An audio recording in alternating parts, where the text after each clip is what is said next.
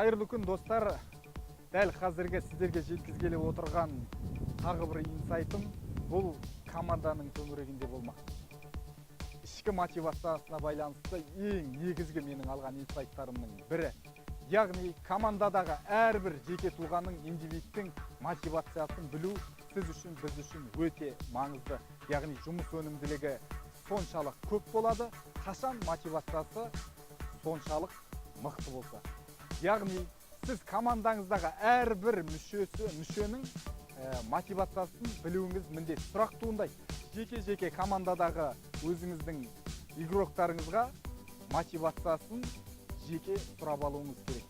Мысалы, Айдос, сенің мотивацияң қандай? Ол айтуы мүмкін ақша, немесе семьям, немесе адамдарға жақсылық жасау, қайырымдылық істеу деген сияқты. Сол тұлғаны, командадағы жеке адамды не итермелейді, күнде оны не таңертең тұрғызады, оның соншалықты сізге беріліп, немесе компанияда жұмыс жасап жүргеніне не себеп болып тұр, нақты соны тауып алу керек. Тауып алған соң, нақты сол батырманы басу керек. Сол батырманы басып, сол бағытқа қарай білім беру керек, сол бағытқа қарай барлық фокусыңызды арнауыңыз керек. Мысалға алатын болсақ, менің жеке мотивациям мақтау. Бұл жерде енді мен мақтаншақпын деген түсінік тумау керек. Бір жағынан енді әрбір қазақ мақтауды жақсы көреді. Мен бала кезімнен анамның мақтауымен өстім. Балам, Салтанат, сенің болашағың бар, сен елге қызмет етесің, сен елдің үмітін ақтайсың, сен халықтың, адамзаттың баласы болу керексің деп өсіргендіктен, мен әрбір жеңісімде анамның мақтауын күттім, және де анам дер кезінде мені мақтап отырды. Әрбір менің жетістігімді мақтап, марапаттап, тағы бір сатыға көтерілуіме итермелеген отырды.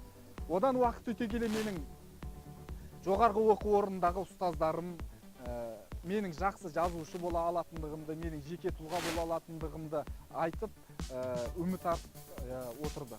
Яғни ол кісілердің сенімі және де маған деген сенімі арқылы мені мақтауы, яғни менің жеке қасиеттерімді мақтауы, бұл күлкілі болса да, бір жағынан мақтаншақтық ретінде көрінсе де, мені қозғайтын негізгі күш осы.